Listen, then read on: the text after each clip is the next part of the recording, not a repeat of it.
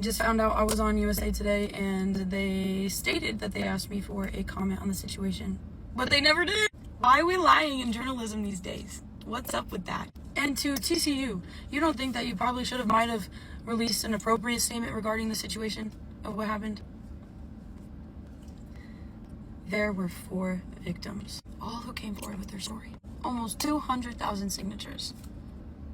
And nothing. And how many people need to come forward for it to actually be taken seriously? Like, or even a statement. In TCU, you're a Christian university, right? I would hope that there would be some moral of conduct put into place for situations like this. But no, we're gonna slide it under the rug. What? I hope nobody has to go through the invalidation that I and multiple other victims have to go through because of this. But that's the world these days, I guess. Hi everyone, it's me again, and Gus is here with me somewhere. He's over there in the corner. Anyway, today we're gonna dive into, once again, another drama, I say that extremely loosely, from TikTok that truly feels like so much more than that. And we're actually revisiting a person that I had visited in a video a couple years ago on the lesbian TikTok drama video. And this is one of the most popular videos on my channel, so if you wanted to go look at that, it's pretty easy to find. And I also want to circle back really quick that I titled the video that because that was how it was categorized on like TikTok. And even posts that I found to research for this video, there's an account called the Lesbian TikTok Shade Room. So this is just a category of, like, I guess the way that they define the drama. Not that I think, like, all LGBTQIA plus content on TikTok is or anything like that. I just wanted to clarify that from some comments I'd gotten on that video that I forgot to revisit. I also want to do a trigger warning for domestic SA, things along that line. Overall, just most horrible things that can happen in a relationship dynamic, to be fully frank. With all of this and long-winded, we are revisiting Sedona Prince, who was a point of discussion in my previous video. Before we really get into it, links, source, and ways to support the channel all down below, including YouTube memberships and Patreon and Amazon wishlist, all that fun little stuff. I adore y'all. I've started posting old scripts as the perk because I have trouble putting the videos out early when they have sponsors, and I don't do that many videos right now because I work a job. So that's what I've been doing. The first one that's up is the full Rhetoric of Jaclyn Hill script, and any other ones, members, you're willing to request, I would love that. So, yeah, I hope y'all are liking that. Thank you to my current members and patrons. Names on the screen. Thank you. 3 parts of the video today. Part 1, TLDR on Sedona, because I didn't do that much specifics on Sedona Prince last time. Part 2, we're going to go through the kind of main point of Sedona and Liv, which is the current sort of main, I don't know how I'll say, like, controversy that's coming out of all of this. And then also part 3, aftermath and pattern of behavior. And because Austin Green drew this too quick, which is good because I always get concerned every time I'm about to put out a video. He puts out the video that I'm making about something to do with TikTok, and like I'm always scared about the copying allegations, but we didn't get them because I waited too long, but in a good way, because I also have Sedona's apology TikTok in here. Yay! Period. So also, shout out to Icon and Legend Nor, who has been helping me with the videos. They're just helping me with timelines and stuff. The document will be down below again for y'all's viewing enjoyment. Or next, rather, for part 1, TLDR on Sedona. So I feel like if you clicked on this video in general, though, I do think you already know who Sedona is. But that's why the video is chaptered, besties. So let's go. Sedona Prince blew up on TikTok in 2020 by showing the differences between the treatment of college basketball teams in the NCAA in the men's versus women's league, specifically around March Madness. Story about the inequality reached mainstream media, and this really brought forward Sedona's online presence. Now, she had already had a little bit of online notoriety before this, but was not to the level of popularity nearly that she ended up being after these posts. Sedona continued to upload on TikTok and garner further attention as her platform climbed to over 2 million followers. As Sedona grew in relevance, it began to become apparent that Sedona has been someone who has had a lot of different interpersonal relationship issues, to say the least, and people began to come out specifically regarding her treatment of her partners. This has been a long-standing thing. My lesbian TikTok video was made in 2022. In regards to a relationship with Riley. Also, at the time, I mentioned that I was using they, them pronouns for Sedona. That's what they had at the time. They have she, her now, so that's what we're rolling with. It's something that's been very, very long-standing. There are even allegations that go back as far as 2019. It's a little bit convoluted and loose because the main proof only exists on this like Reddit post from 2 years ago. But this person came out now in this year named Alyssa and talked about this again. So that's something that kind of brings forward this whole thing back into like a more tangible light, I guess.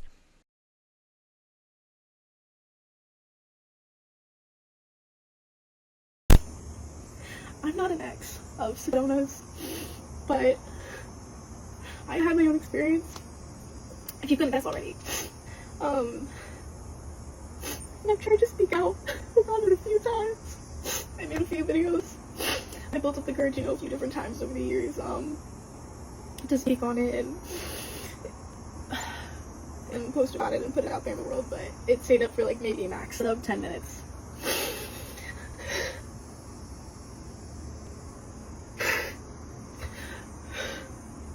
I really and truly, honestly, I didn't even know I felt this way until right now.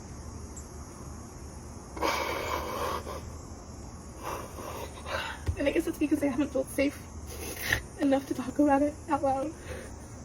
But I built that safety in myself, okay? That's why this is gonna happen. I've done the work. Okay. It was 2019. I had just graduated high school. I knew of her, whatever, in high school. I matched with her on Tinder when I graduated. Immediately got shipped off to Washington. Well, one-way ticket with no return date. Okay, y'all, I was going through it. My grandma was like, come on, you need us. Love her. She shipped me off to Washington. Before I was able to leave, I matched with Sedona on Tinder, and I think we were like, I can't remember if we matched right before I left or while I was there, but either way, we matched, and we were talking while I'd been there. And we kept trying to plan this date, and I let her know, like, I didn't know when I was coming back, and she was also busy with basketball, blah, blah, blah, blah. We're, like, talking back and forth, Snapchatting, texting, all the things, like, for maybe, like, how long was I there? Like, a month, almost 2 months. And when I came back, we went on a date, and I was really excited, and I told a few of my friends about it, because we had, like, a few mutuals, and so I told a few of them about it, and I told my friends that I was going on this date, and I was excited, and, like, for reference, I'm 5'2", and back then, I was, like, 5'2", like, maybe 135 pounds. And she picks me up, and we go to Zilker, and we're painting. It's great. It's fun. She's been flirting. I'm like, oh, like, cool. Like, for me personally, like, it really wasn't vibing, like, that hard. But at the time, I was the type of person that was like, I'm going to try to, like, make myself think that this is vibing because I'm kind of lonely. Sue me. And the day is, like, going fine. I think we've kissed, like, a few times. But I think I decided, like, by the end of the night, I was like, okay, like, it's, like, okay. But, like, that's all I feel about it, you know? She buys me food at, like, some fast food place afterwards, and she drives me home. And that's where, she drives me home. She drives up the street a little bit and stops, like, right past, like, a light on the street or whatever. She pulls up to my house. She pulls up past me. I don't know why. I'm having this really strange feeling. I was finding my thoughts pretty well until I got to the actual incident, and this is just me recognizing myself in the work I put in, because I truly have been pretty fucking numb to it until right now, and, like, even now I really, like I just, I'm like, okay, I'm getting ready to get out and say goodnight, whatever, the date's over. I was like, oh, hey, like, you pulled up past my house, but, like, that's fine, like, whatever, I'll just get out, like, and walk. Like, it's literally, like, down and across a little bit. She proceeds to lock the door and tell me, I didn't just take you out for nothing. And in my head, I said, huh? I was genuinely mortified. More so because I was so scared of how weak I was in that moment, because I have always been a spitfire, passionate, I'm a fighter, I'm loudmouth, like I stand up for myself. But in that moment, I completely froze. I blacked the out the minute I heard that. And remembering it now, I was like, haha, like, so cute, you know. I immediately was like, we gotta do what we gotta do to get out of this fucking car. This bitch is 6'7", I'm 5'2". What the fuck am I supposed to do? So I froze. And I let it happen.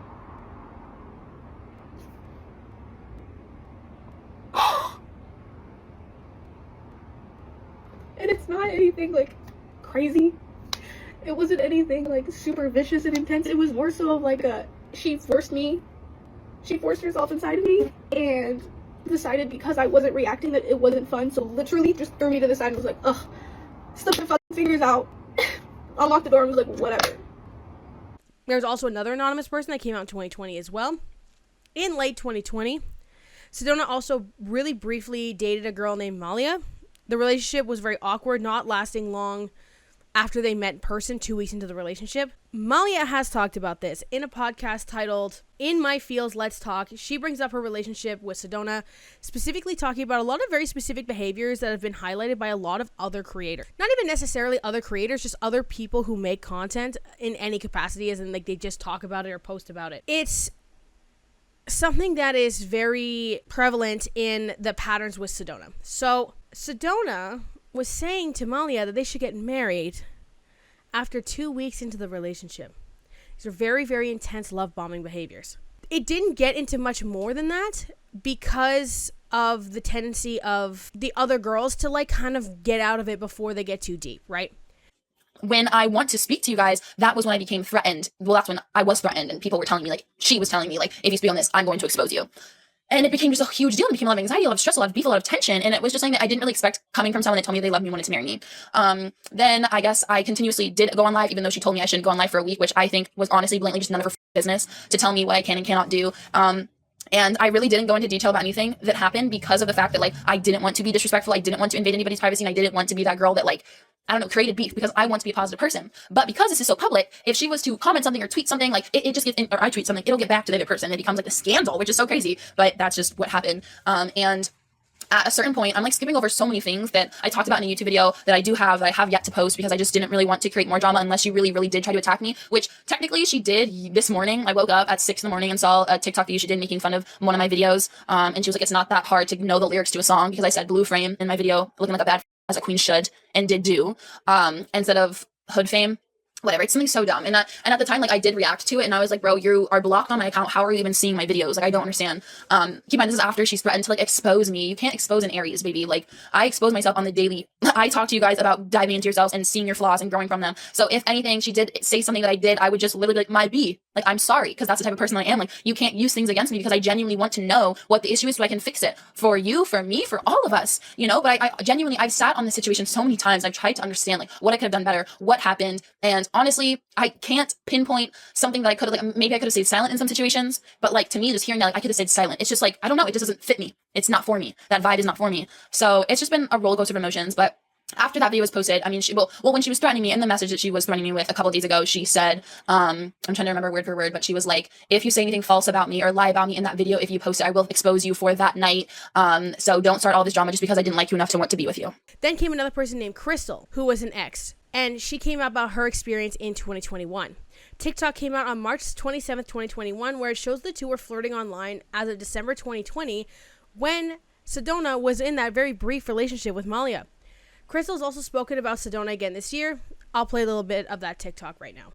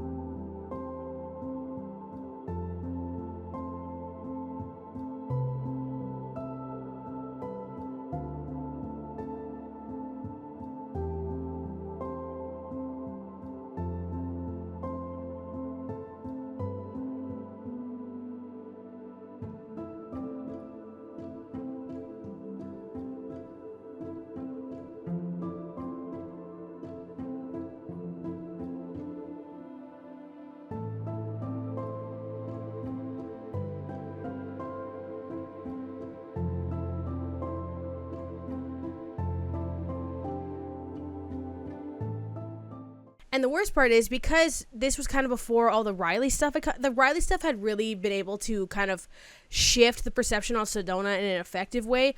But before any of that had happened, Crystal speaks about getting constantly harassed online. Her TikTok was mass reported. She couldn't go live anymore. This is because of the pull that Sedona had. The pull that Sedona definitely still wishes that she has, and we'll get into that down the line. From January 2021 until July 2022, Sedona had a very public relationship with a girl named Riley. I have the video detailing what had happened through the whole Riley situation, and I'll link in that in the description, because that's kind of where I go into more of the detail.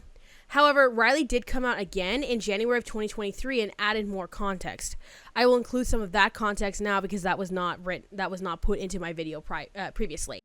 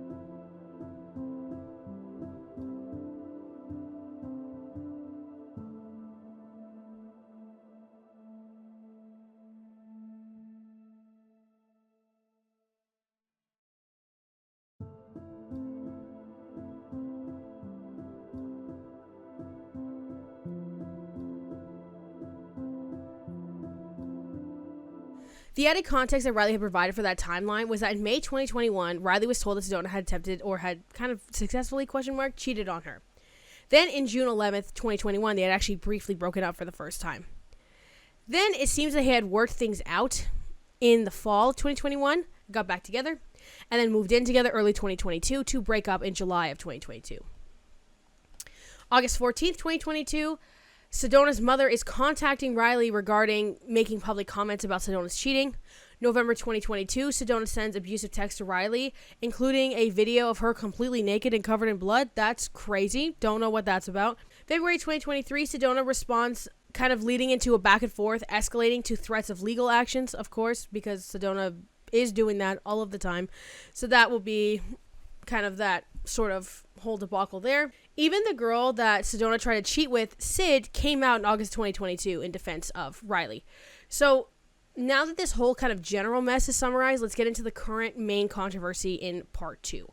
Part 2, Sedona and Liv. Sedona Prince and girlfriend Olivia Stable, if that's how it's pronounced, I apologize if it's something different, but that's how it's spelled, who is a TikTok influencer herself, is a year younger than Sedona, born 2001. Sedona's born 2000, we're born the same year, which is crazy. It's so funny because people make so many jokes about how like Sedona's been in college forever. Sedona's in her undergraduate degree, right? I finished my so Sedona and I are the same age. I finished my undergraduate degree 2 years and 6 months ago, almost 2.5 years ago, almost. I finished my undergrad on like April 9th, I want to say, 2022.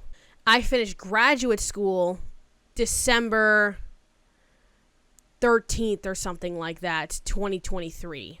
I'm just saying. I know I did mine really fast, though, to be fair. But I started university in 2019. So that's how long Sedona's been in university for as well, presumably. So, and even then, actually, when you're in Quebec, you tend to start university a year later because you college for 2 years, like this kind of community college thing. So Sedona might have started as early as 2018. I don't know what the vibe, because in 2019 we were 19. So I'm just saying, it's just funny when you loop in all that other stuff. So the two moved in together earlier this year, about a year after they got together, which was they got together in January 2023. And they hard launched on TikTok January 18th, 2023. People are quickly coming for Olivia, telling her that she was getting into a very compromising situation in dating Sedona, and that there was a lot of avenues to look at what was available from her actions online. Like, it was easy to come up with reasons why it might have been a bad idea. Liv states that she did not know anything about Sedona prior to them getting together. And based on what sleuths on Reddit figured out, the two broke up on May 14th, 2024, as Sedona deleted all posts and references of Olivia, and the two unfollowed each other on social media. Sedona ended up confirming this publicly a few days later. Quick side tangent also. February of this year, a TikToker by the name of Risa Tisa, did a 50-part series called Who the F Did I Marry? This was a cultural reset on TikTok, low-key. Like, this was like a big deal. I didn't want to make a video on it because I just could not watch all of it. Honestly, like, good lord. God bless the soldiers that did, though, for real. Anyway, this kind of also started a trend of people making videos about their ex-partners in this sort of series format, which, because in the Who the F Did I Marry series, it was going through the tumultuous relationship that this woman had with her husband, and the way that she was able to, like, kind of go through and unpack all the different things that had happened and then realize the person that he really is. Well, Liv came out with her own 9-part series starting on August 13th, 2024, titled Who the F Did I Take to Mexico? And I will summarize that for you right now. So Liv started this because she received a text on a laptop because she didn't realize that she could receive block text on iMessage on the computer still. Liv planned and paid for this trip to Mexico for Sedona's birthday because Sedona was always complaining that Liv did not plan or pay for enough dates. Sedona was already mean on the plane because they left really early in the morning, and apparently Sedona is really bad in the mornings, which the fact that you have to, like, know certain times where their behavior is going to be acceptable or not acceptable is obviously a huge red flag. And then what had happened was Liv ordered a beer on the plane, and then there was like she knocked her elbow or something like that and spilled a bit of it on Sedona. So then Sedona got up and sat on the opposite side of the aisle for the entire flight. The two get into a car crash in the shuttle on the way back from the airport. After that, apparently the first 2 days were actually pretty okay, and they were doing some of the activities that Liv had planned. But quickly, Sedona began to get uncomfortable and annoyed with the fact that Liv had planned everything and wanted to have some control of the plans. The plan that Sedona had made was that the two were going to get ATVs and go around the town, or at least is what Liv thought. But what actually happened was Sedona insisted on going way further down, all the way past and into the jungle, where there were literally like panther crossing signs. And Liv was getting really scared and wanted to turn around, and it got to a point where she was screaming and begging to turn around. And the two did not take any of their cell phones in order to be more present in the moment. Once Olivia is screaming and begging to be go back on the ATV, Sedona just shoves her off and then leaves her there. Sedona comes back after a while, but the ATV breaks down. They get towed by a truck where they're sitting on the ATV while the truck pulls them. Sedona is yelling at Liv and swerving like crazy. Liv falls off the ATV and bounces off the concrete. Sedona also crashes. And her whole left side is all torn up as well. And Sedona just insists on them being left and that they will figure it out. They break up during this time, to which Sedona starts skipping down the street, saying that she's happy that she's single. Sedona wouldn't even talk to Liv at this time. And then when they went back to the hotel, eventually they got back. They got into a taxi, I believe. Liv gets a medical team up. And then when the medical team is there with the two of them, they actually insist on treating Liv first because Liv has more trauma in the injuries. And Sedona gets mad that they're getting to her first, apparently. So Liv had set up the next day was Sedona's actual birthday. Liv had set up reservations, which what I gather was kind of like a nice restaurant, for the two of them to go on her birthday, and then Sedona insists that Liv cannot come with her because they're broken up now. And Sedona says she's going to these reservations, but instead ends up at a tattoo shop down the street, and then starts texting Liv that she should pull up to go to the tattoo shop. When Liv gets to the tattoo shop, Sedona's there with a bunch of other girls. 3 of the girls at the tattoo shop were trying to tell Liv that Sedona was like just terrible, big bad news, and that Liv should actually probably hang out with them and stay with them in their room instead of continuing with Sedona, because they felt like there were huge red flags there. Liv eventually goes back to the hotel room to go get her stuff and sees that Sedona was topless in the hot tub with a girl named Francesca pouring a shot of Don Julio into her, which is just so dirty amongst so many other things. I just wonder what's going on with that girl. Anyway, the girls try to help Liv leave, but she stays because Sedona ends up getting really drunk and is lying in the bushes. And then Liv gets Sedona escorted back up to the room again by security. This is actually the second or third time this has happened. On the last day, Sedona tells Liv and they're done, and that they're so done that Sedona had told her mom about everything that had happened. Then Sedona calls her mother with Liv in the room on speakerphone in front of Liv and says, when her mom asks Sedona, how was your birthday? She says, terrible, because Liv ruined it all. So then Liv just yells on the phone with her mom, did you tell her when you tried to fuck 2 girls in front of me? Liv finishes the series saying that Sedona has threatened to sue her if she took things to social media. Liv reads a text about this. I'll put the text in now. The final straw that broke the camel's back happened. And that's all it took for me to pack my bags and book the nearest flight out of Mexico back to the States. Called my mom, told her everything that happened, and I was out. But what happened was I got blocked. All of the pictures got removed immediately, like I was the one who did something wrong. And that's what started the social media snowball, even though they were the one to come to me, pressing me, saying that if I took it to social media, they would pursue legal action. That was the first thing said to me, not an apology. Freaking, bruh. And look, I never wanted to take it to social media, but it's come to a point where I'm posting normal content and I'm getting pressed about it, as if I'm posting anything alluding to what actually happened. Okay, you're poking the bear. You poked the bear. This is, quote unquote, what I was told by my ex. Have an amazing life, Olivia. Truly, I hope you find your soulmate. It's not me. Best wishes and have a great life. If you do not want any more troubles, then do not go to social media. If you do want to post about our breakup, I will sue you and your family and my baby until you can no longer put food on y'all's table. And you know that's the truth. Bye, sweet, beautiful angel. I will meet you in the next lifetime. Sedona stayed 12 more days in Mexico. Liv contacted her during this time to make sure that things were okay, despite the fact they were broken up. They did not go fully no contact until Liv got all of her stuff out of the apartment. And they did not end on super terrible terms, but the text that Liv received was when she decided that things needed to be public. Sedona responded to all of this via an Instagram story that reads, I'm deeply sad and disappointed and heartbroken in what has transpired in the past couple of days.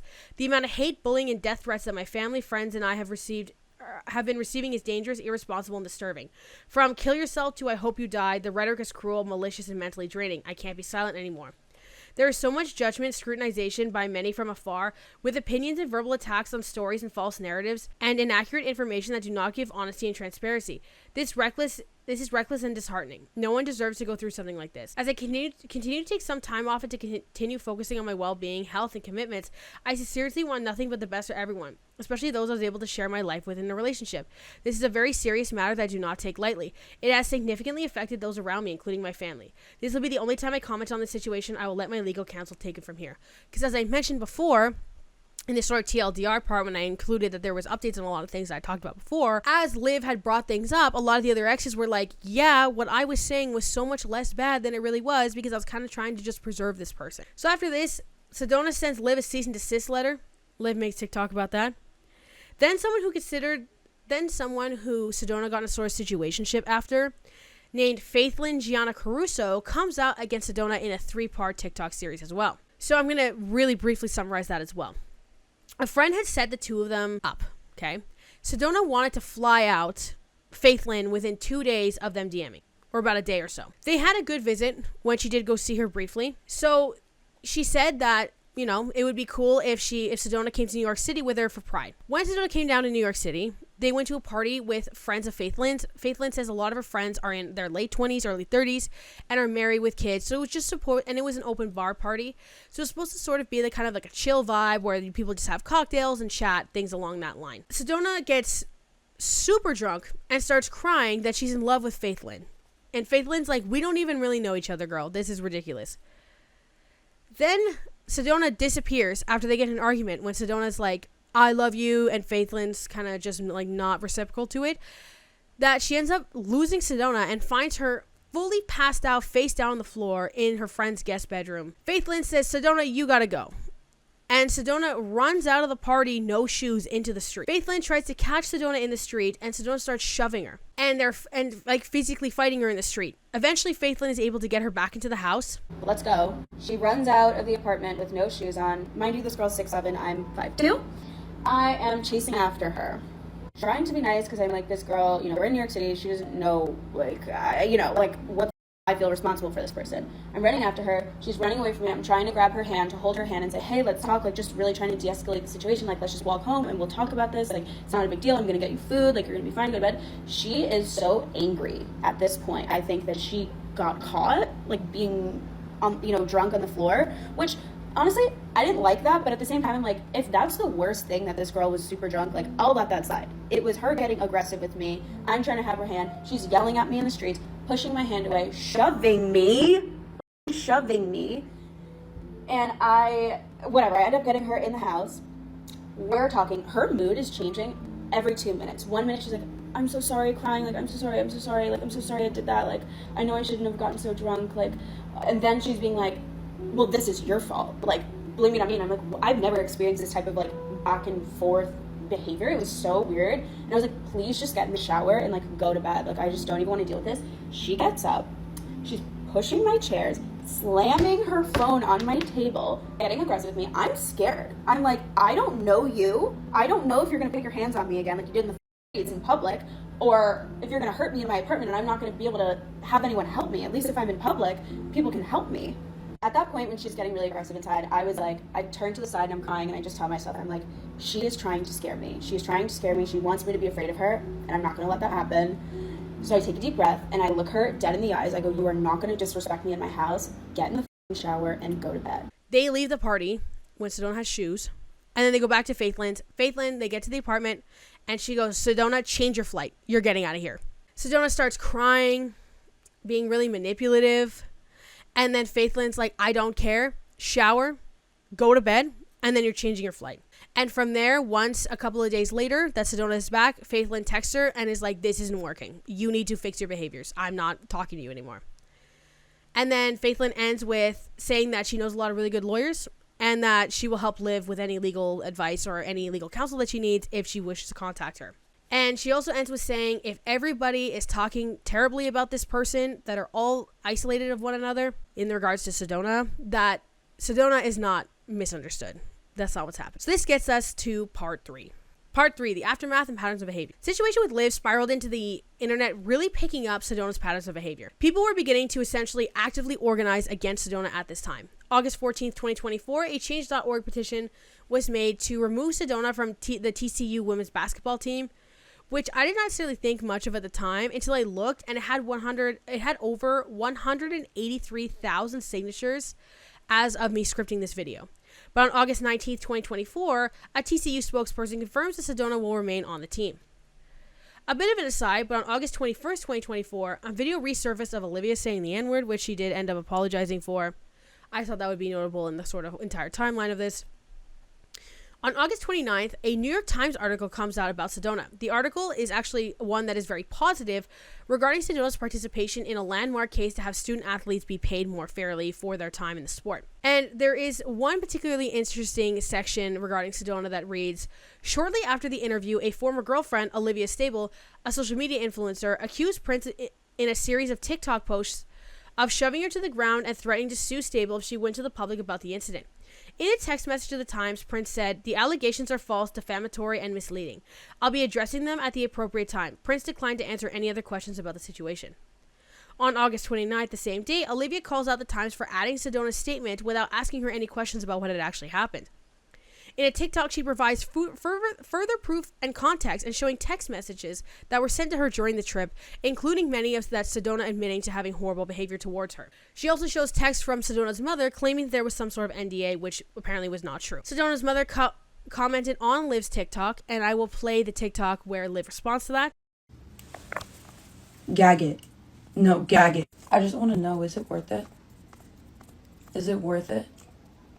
Not taking accountability? Is it worth standing behind the fact that your daughter has abused multiple women and the fact that you took accountability for it as well? To me, to my mother, to my family. But when it comes down to protecting her reputation and image, we're lying.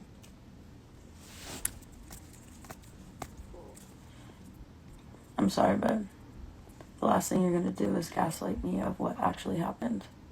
Because you know what happened. We all know what happened. Don't dare do that.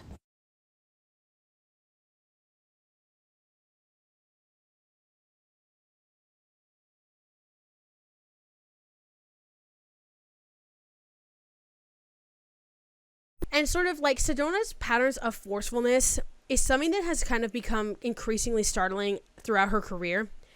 And she makes a point to, at the same time, surpass social media.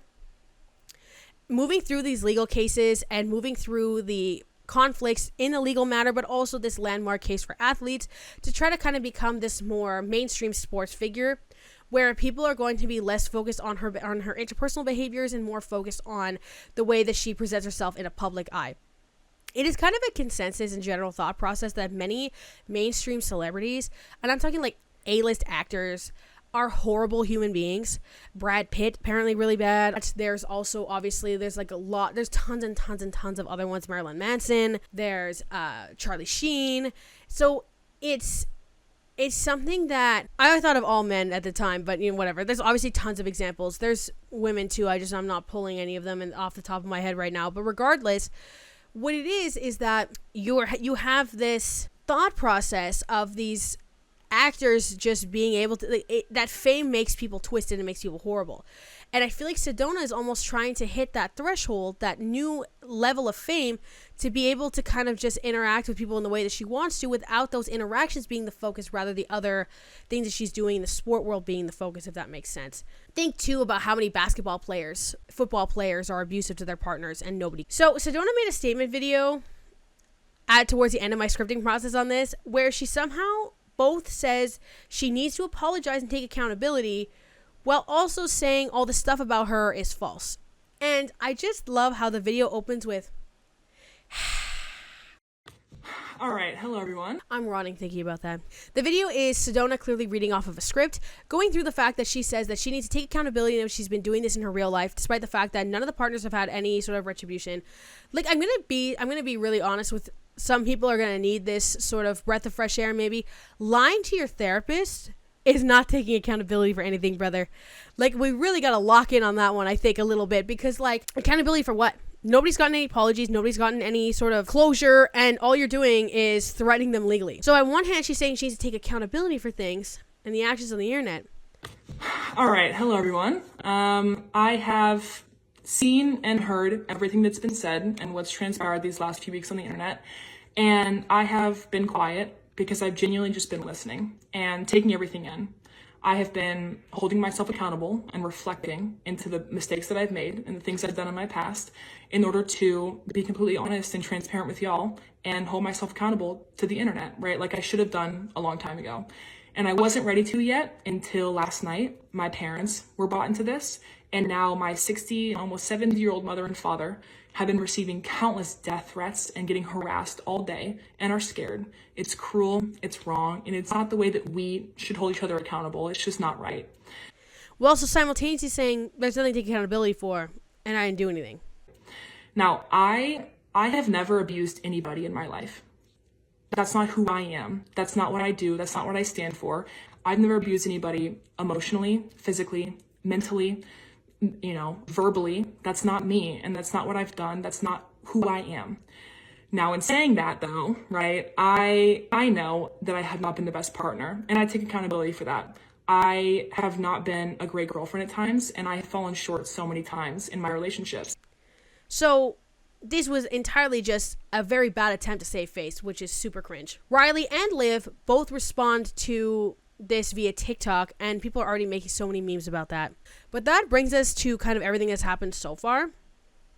So to conclude the video, we've gone through Sedona's really rocky history of relationships. We went into the details of Liv and Sedona's breakup and the Mexico trip. And then we continued with sort of the exes coming back out, Faithlyn, and as well as Sedona's statement video, because I'm not even willing to call it, it's not an apology video. I don't even know what it is, to be honest with you. It's giving like that weird 5-minute Gus Johnson video where he's like, sorry, Sabrina, that you almost died. Like, it's really giving that vibe, which is, ugh, chills the blood, for real. I'm gonna be honest. Links to ways to support the channel all down below, as I've mentioned before, including emails, just longer form content. Thank you again to my current members and patrons. I love y'all, and I hope y'all have an amazing day, and I'll see you when I see you. Bye.